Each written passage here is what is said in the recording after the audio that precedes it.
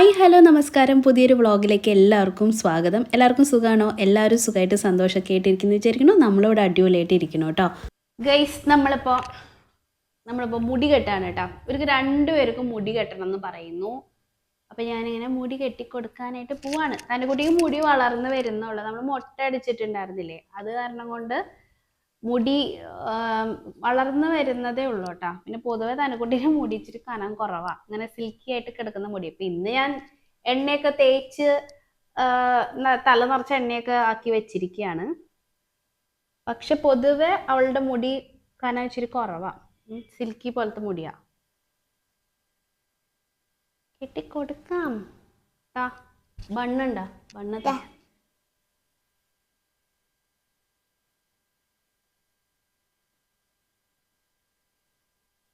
ഇത് കഴിഞ്ഞിട്ട് വേണം ജാനിക്കുട്ടിക്ക് കെട്ടാൻ അല്ലേ. ഞാനും ജാനിക്കുട്ടിയും കൂടി മുടി കെട്ടാനായിട്ട് വന്നതായിരുന്നു കേട്ടോ. അപ്പോഴാണ് ജാനിക്കുട്ടി വന്നിട്ട് എന്നെ ആദ്യം കെട്ടിത്താ എന്ന് പറഞ്ഞത്. ചെറിയ കുശുമ്പില്ലാതില്ല.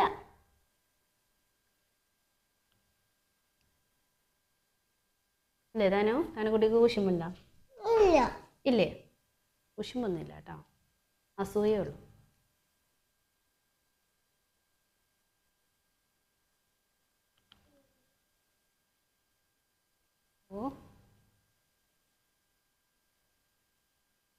Done done. 2 തെങ്ങ്. അപ്പോൾ ഞാൻ നാട്ടിൽ വന്നു കഴിഞ്ഞാലേ ജാനിക്കുട്ടിക്ക് ഞാൻ വെറുതെ ഇരിക്കുന്നത് ഇഷ്ടമല്ല കേട്ടോ. എപ്പോഴും വന്നിട്ട് ആൻറ്റി അത് ചെയ്തതാ, ആൻറ്റി ഇത് ചെയ്തതാ ഇങ്ങനെ പറഞ്ഞുകൊണ്ടിരിക്കും. ഇന്നിപ്പോൾ അതെ മുടി കെട്ടിത്തരണം എന്ന് പറഞ്ഞിട്ട് വന്നിട്ടുണ്ട്. അല്ലെങ്കിൽ കയ്യിൽ നെയിൽ പോളിഷ് ഇട്ടതായോ, അത് ചെയ്തതായോ, ഇത് ചെയ്തതായോ എന്ന് പറഞ്ഞിട്ട് ഇങ്ങനെ എൻ്റെ പിന്നാലെ നടക്കും കേട്ടോ. പിന്നെ ഞങ്ങൾ മുടി കെട്ടാനായിട്ടാണ് പോകുന്നത്. അപ്പൊ നമുക്ക് ജാനിക്കുട്ടിക്ക് മുടി കെട്ടി കൊടുക്കാം. മുടി കുറച്ച് തിക്കായിട്ടുള്ള ഹെയർ ആണ് കേട്ടോ. അപ്പൊ അത് കാരണം കൊണ്ട് ഞങ്ങള് വളർത്താറില്ല. ഇവക്ക് പെട്ടെന്ന് കോൾഡും തുമ്മലൊക്കെ വരും. അത് കാരണം കൊണ്ട് അങ്ങനെ തലയില് വേർപ്പിറങ്ങിയിട്ട് അസുഖങ്ങൾ വരണ്ടെന്ന് വെച്ചിട്ട് നമ്മള് മുടി ഇതുവരെയ്ക്ക് അങ്ങനെ നീളം വെപ്പിച്ച് നോക്കിയിട്ടില്ല. കുറച്ച് വലുതാകുമ്പോൾ സമയമുണ്ടല്ലോ. ജാനിക്കുട്ടിയുടെ എന്നൊക്കെ പറഞ്ഞാൽ നേരിയ മുടിയായ കാരണം കൊണ്ട് പെട്ടെന്ന് ഉണങ്ങൊക്കെ ചെയ്യട്ടോ. അത് കാരണം ഇതുമേ അധികം താജ്മഹലൊന്നും പണിയാനായിട്ട് നമുക്ക് പറ്റില്ല. നീളമുള്ള മുടിയായിരുന്നെങ്കിൽ എന്തെങ്കിലുമൊക്കെ നമുക്ക് ഫാഷനിൽ മുടി കെട്ടായിരുന്നല്ലോ ജാനിമോളെ. അവൾക്ക് ഞാൻ എന്ത് ചെയ്തു കൊടുത്താലും ഇഷ്ടമാണ് കേട്ടാ. കുളിപ്പിച്ചാലും മേക്കപ്പ് ചെയ്ത് കൊടുത്താലും മുടി കെട്ടിക്കൊടുത്താലും കഴിക്കാൻ കൊടുത്താലും അവൾക്ക് ഞാൻ എന്ത് ചെയ്തു കൊടുത്താലും ഇഷ്ടം അല്ലേ പൊന്നോ? ആന്റീനെ എത്ര ഇഷ്ടമുണ്ട് പറഞ്ഞേ? എത്ര ഇഷ്ടമുണ്ട് ആന്റിയോട് പറഞ്ഞേ? ഒരുപാട് ഇഷ്ടമുണ്ടെന്ന്.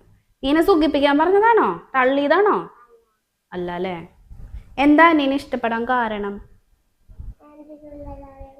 ആന്റി നല്ലതാണോ? ഷോ, അവാർഡ് കിട്ടിയ പോലെ അല്ല ജാനിക്കുട്ടിയെ. ആന്റിനെ നല്ല ഇഷ്ടല്ലേ. ഞാൻ അവളെ ഇഷ്ടത്തിന് ഇങ്ങനെ നിന്ന് കൊടുക്കേ, അതുകൊണ്ടാണ് ഇഷ്ടം അല്ലേ. ആന്റീനെയാണോ ഇഷ്ടം, പിക്കുച്ചേട്ടനെയാണോ ഇഷ്ടം, അതോ തനുകുട്ടീനെയാണോ ഇഷ്ടം? ആരെയും ഏറ്റവും ഇഷ്ടം?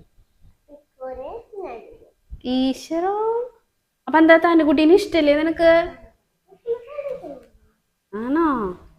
തനുകുട്ടിക്ക് ഞാൻ ഇവളങ്ങനെ ഒരുക്കുക അല്ലെങ്കിൽ ഇവൾക്ക് എക്സ്ട്രാ എന്തെങ്കിലുമൊക്കെ ചെയ്തു കൊടുക്കുകയൊക്കെ ചെയ്തിട്ടുണ്ടെങ്കിലല്ല തനുകുട്ടി ചെറിയ കുശുമ്പ് വരും കേട്ടോ. ജന്മസുകൃതമായിട്ട് കിട്ടിയിട്ടുള്ള സാധനമാണ്. ചെറുതായിട്ട് അവൾക്കൊരു കുശുമ്പ് വരും. അത് നമ്മൾ അവളെ മാത്രല്ലേ എപ്പോഴും കൊഞ്ചിക്കുക എടുക്കുകയും പിടിക്കുകയൊക്കെ ചെയ്യുന്നത്. അപ്പൊ അതിൻ്റെ ഇടയിൽ ഇവളെ ഞാൻ അതേപോലെ തന്നെ ഇതുപോലെ മുടി കെട്ടി കൊടുക്കുകയൊക്കെ ചെയ്യണ കാണുമ്പോൾ അവൾക്ക് ചെറിയൊരു അസൂയ വരും. ഞാൻ അവളുടെ അമ്മയല്ലേ, അതുകൊണ്ടായിരിക്കും. ഇപ്പൊ ഇവളെ ആദ്യം പിടിച്ചിരുത്തിയതായിരുന്നു. അപ്പോൾ തനുകുട്ടി വന്നിട്ട് പറഞ്ഞു അവൾക്ക് ആദ്യം മുടി കെട്ടണം, അമ്മ എൻ്റെ മുടി ആദ്യം കെട്ടണം എന്ന് പറഞ്ഞിട്ട് കെട്ടിക്കൊടുത്തത് ഇവിടുന്ന് മുങ്ങി കേട്ടോ. വീഡിയോ എടുത്ത് തരാൻ പറഞ്ഞിട്ട് അവള് കേട്ടില്ലായിരുന്നു. എന്നിട്ടാണ് ഇപ്പൊ ഞാൻ ജാനിമോൾക്ക് മുടി കെട്ടി കൊടുക്കുന്നത്.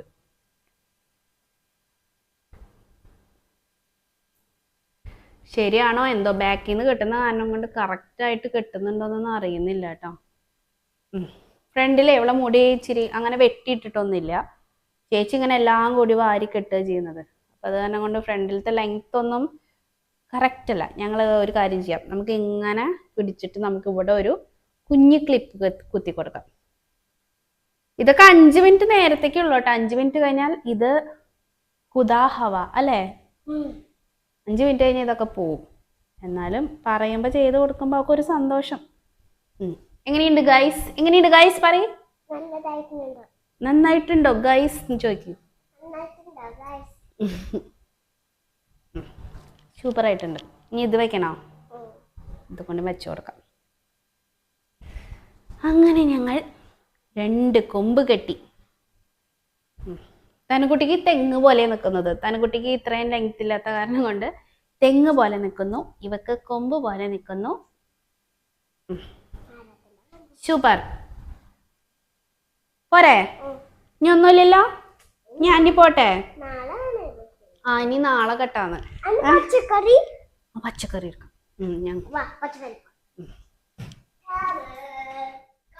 കണ്ണട പോയി നോക്കിയോ? അടിപൊളിയായിട്ടുണ്ടോ? അടിപൊളിയായിട്ടുണ്ട്. അപ്പം മുടിയൊക്കെ കെട്ടി കൊടുത്തത് തനുക്കുട്ടിക്ക് നല്ല ഇഷ്ടമായി. പിന്നെ എന്താണ്ടൊക്കെ കളി സാധനമൊക്കെ എടുത്തു കൊടുത്തിട്ട് പിക്കുവിൻ്റെ കൂടെ ഇരുന്ന് കളിക്കുന്നുണ്ടായിരുന്നു. ഇവർക്ക് ഈ കളി തന്നെയാണ് പരിപാടിയിട്ട്. തനുക്കുട്ടി ആ നേരത്തേക്ക് താഴത്തേക്ക് പോയി. അങ്ങനെ ഏകദേശം ലഞ്ചൊക്കെ കഴിക്കുന്ന സമയമായിട്ടുണ്ട്.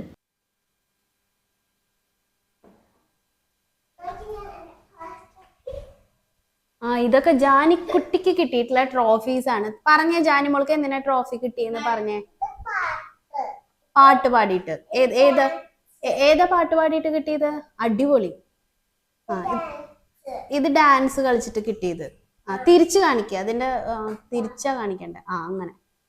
ഇത് ഞങ്ങക്ക് ഡാൻസ് കളിച്ച് കിട്ടി.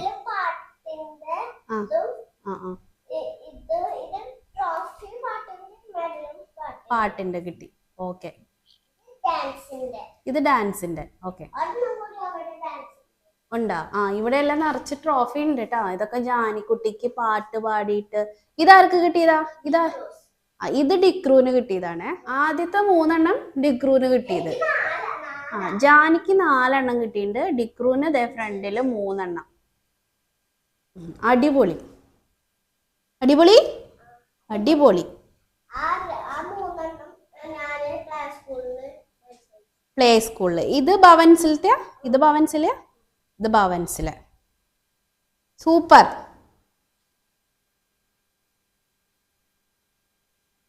ഞാനും ജാനിമോളും ട്രോഫികളൊക്കെ കാണിച്ച് വരുമ്പോഴത്തേക്കും പിക്കുമോൻ ദേ ഇവിടെ ബിരിയാണി കഴിക്കാനായിട്ട് തുടങ്ങിയിട്ടുണ്ടായിരുന്നു. അപ്പോൾ ഇന്ന് ഡിക്രുൻ്റെ സ്കൂളിലേക്ക് എല്ലാ കുട്ടികൾക്കും ബിരിയാണി നമ്മുടെ വീട്ടിൽ നിന്ന് ഉണ്ടാക്കി കൊടുത്തു വിട്ടിട്ടുണ്ട്. അപ്പോൾ ആ കൂട്ടത്തിൽ നമുക്കും കൂടി ഉണ്ടാക്കിയതാണ് കേട്ടോ വെജിറ്റബിൾ ബിരിയാണി.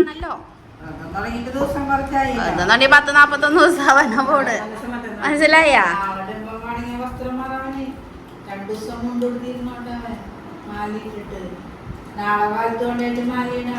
നീ മാലയിടാൻ പോകുമ്പോ അമ്മയും വരാം.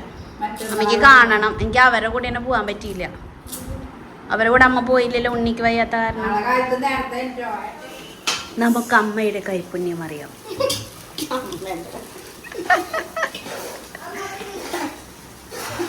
ഗൈസ് ഇതെന്റെ ചേച്ചിയാണ് ഗൈസ്. ചേച്ചി ഇന്ന് ഇതെന്താ ബിരിയാണി പുലാവ? വെജിറ്റബിൾ ബിരിയാണി വെച്ചിരിക്കുന്നു.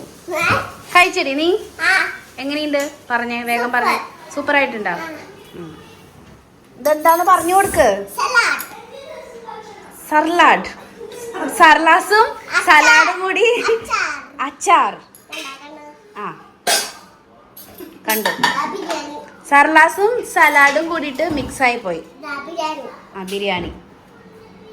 ഇതാണ് ഞങ്ങളുടെ വെജിറ്റബിൾ ബിരിയാണി. എന്തൊക്കെയുള്ള വെജിറ്റബിൾ ബിരിയാണിയിൽ എന്തൊക്കെയുള്ള പറഞ്ഞു കൊടുത്തേ.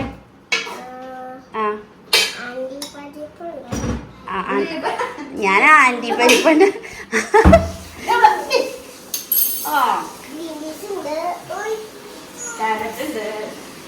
ക്യാരറ്റ് ഉണ്ട്. പറയ്, വെച്ചാട് പറയ്, കേക്കട്ടെ. പറയ്, പറഞ്ഞോ. ഭയങ്കര നാണക്കാരിയാണ് എന്നൊക്കെ. ചെറി ഉണ്ട്, ക്യാരറ്റ് ഉണ്ട്, പിന്നെന്താ ബീൻസ് ഉണ്ട്, പിന്നെന്താടി പൊട്ടറ്റോ ഉണ്ട്, ഗ്രീൻ പീസ് ഉണ്ട്, മുന്തിരി ഉണ്ട്, ട്യൂട്ടി ഫ്രൂട്ടി ഉണ്ട്, ചെറി ഉണ്ട്. ഞങ്ങളിവിടെ മധുരം കഴിക്കാൻ ഇഷ്ടപ്പെടുന്ന കാരണം കൊണ്ട് ഞങ്ങൾ ട്യൂട്ടി ഫ്രൂട്ടി പിന്നെന്താ ചെറി ഒക്കെ ഇടുന്നതായിരിക്കും അല്ലേ. ഇനി കഴിച്ചിട്ട് പറയാം. ഇനി കഴിച്ചിട്ട് പറയാം. അപ്പം ഞങ്ങൾ കഴിക്കാൻ പോവാണ് ബിരിയാണി.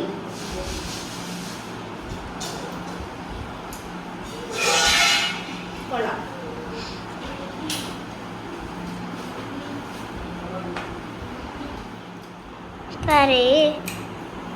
പറഞ്ഞു അടിപൊളിയാന്ന് പറഞ്ഞു. പറഞ്ഞോ മാമന്റെ അഭിപ്രായം എന്താന്ന് ചോദിക്കേ.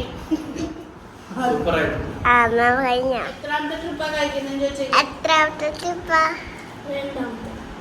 മൂന്നാമത്തെ കൂടി കഴിച്ചോ? മാമനെ കാണുന്നുണ്ട്.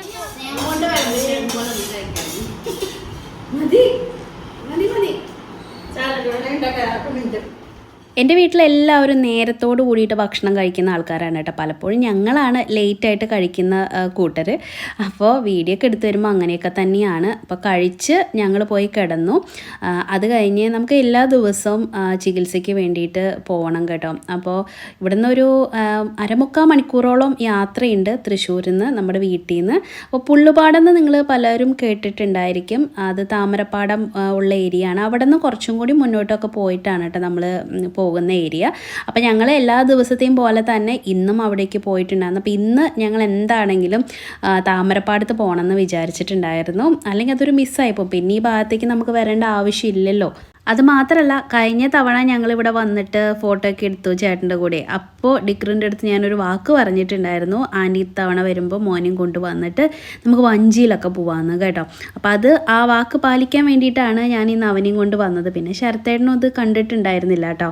അങ്ങനെ ഞങ്ങൾ വഞ്ചിക്കകത്ത് കയറി. അപ്പം ഞങ്ങളോട് 2-3 താമര വേണമെങ്കിൽ പൊട്ടിച്ചോ എന്ന് പറഞ്ഞു കേട്ടോ ആ തോണിക്കാരൻ. അപ്പം അത് കണ്ടപ്പോൾ കേട്ട പാതി കേൾക്കാത്ത പാടി ആക്രാന്തം മൂത്ത് ഞാൻ താമര പൊട്ടിച്ചതാണ്. അപ്പോൾ ശരത്തേട്ടനും പിക്കുമോനും ദേ ഓപ്പോസിറ്റാണ് ഇരുന്നിരുന്നത്. അച്ഛനും ഞങ്ങളുടെ കൂടെ വന്നിട്ടുണ്ടായിരുന്നു കേട്ടോ. നമുക്കിങ്ങനെ ലൈഫ് ജാക്കറ്റൊക്കെ തന്നിട്ടുണ്ട്. അത് ജസ്റ്റ് ഒരു സെക്യൂരിറ്റിക്ക് വേണ്ടി തന്നതാണ്. ഇതിനധികം ആഴമൊന്നുമില്ല, നമ്മുടെ മുട്ടിൻ്റെ അത്രയും വെള്ളമേ ഇതിനകത്തുള്ളൂ എന്നാണ് പറയുന്നത് കേട്ടോ. അത് മാത്രമല്ല, ആ ജാക്കറ്റിന് വല്ലാത്തൊരു നാറ്റായിരുന്നു ശരത്തേട്ടൻ പറയുന്നുണ്ടായിരുന്നു. ശരത്തേട്ടൻ അതിട്ട് അപ്പം തന്നെ ഊരി താഴെ വെച്ചായിരുന്നു. ആഴമൊന്നുമില്ലല്ലോ, അഥവാ വീണാ നീന്താന്ന് പറഞ്ഞു. ഞാൻ അപ്പോഴും ഈ പൂപ്പൊട്ടിക്കൽ നിർത്തിയിട്ടുണ്ടായിരുന്നില്ല. നല്ലൊരു താമര കിട്ടാനായിട്ടുള്ള ഒരു ആഗ്രഹം കാരണം കൊണ്ട് കേട്ടോ. പിന്നെ ആ ചേട്ടൻ പറയുന്നുണ്ടായിരുന്നു, ഒരുപാട് പൊട്ടിക്കരുത്, പൊട്ടിച്ചിട്ടുണ്ടെങ്കിൽ അവരുടെ കൂലിയിൽ നിന്ന് അതിൻ്റെ തുക കുറയ്ക്കുമെന്ന്, 50 രൂപ വെച്ച് കുറയ്ക്കും അത്രേ. പിന്നെ ഞങ്ങൾ പറഞ്ഞു നമ്മൾ പൊട്ടിച്ചതിൻ്റെ പൈസ നമ്മൾ തന്നേക്കാം എന്ന് കേട്ടോ. പിന്നെ ഇതിൻ്റെ തൊട്ടപ്പുറത്ത് തന്നെ വേറെയും പാടം ഉണ്ട് കേട്ടോ. ഇതുപോലെ തന്നെ താമരപ്പാടുണ്ട്. ഇപ്പോൾ താമര ആക്ച്വലി കുറവാണ്, ഇനി ഇങ്ങനെ പോകെ കുറഞ്ഞു വരുമെന്ന് പറയുന്നുണ്ടായിരുന്നു.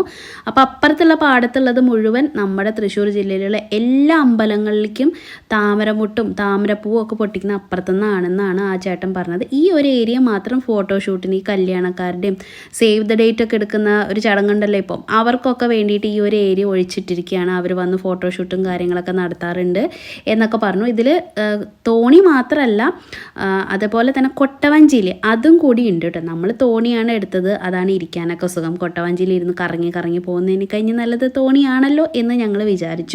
ഒരു തോണിക്ക് 250 രൂപയാണ് റേറ്റ്. ഒരു റൗണ്ടേ ഉള്ളൂ കേട്ടോ. അത് ഒരുപാട് ദൂരം എന്നൊന്നും പറയാനൊന്നുമില്ല. വഞ്ചിയിൽ കയറുന്നു, ഒറ്റ കറക്കം കറങ്ങുന്നു. അത് പക്ഷേ കുറച്ച് സ്ലോയിലാണ് പോകുന്നത്, നമുക്ക് കാണാനൊക്കെ സമയം കിട്ടുന്നുണ്ട്. അല്ല ഗൈസ്, ഇതാണ് താമരപ്പാടത്തെ വഞ്ചി. എവിടെയാണ് ആരോഗ്യം? എവിടെയാണ്?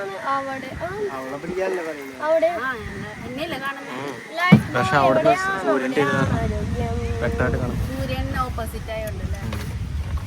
സൂര്യൻ ഓപ്പോസിറ്റ് അല്ല. അങ്ങനെ താമരപ്പാടത്തെ കറക്കം കഴിഞ്ഞ് ഫോട്ടോ എടുത്ത് വീഡിയോ എടുത്ത് ഞങ്ങളിതേ ആ കരയ്ക്കടുത്തിട്ടുണ്ട് കേട്ടോ.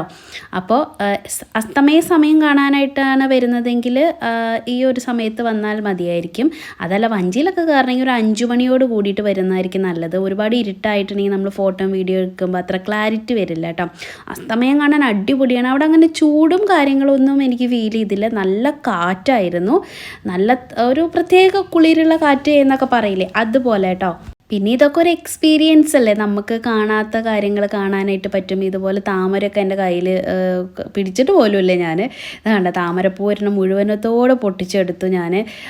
പിന്നെ ഒരു രസം, വൈകുന്നേര സമയത്ത് കുടുംബമായിട്ടൊക്കെ വന്നിരിക്കാം, ഫോട്ടോസ് എടുക്കാം, നമുക്ക് വഞ്ചിയിൽ കയറി കറങ്ങാം.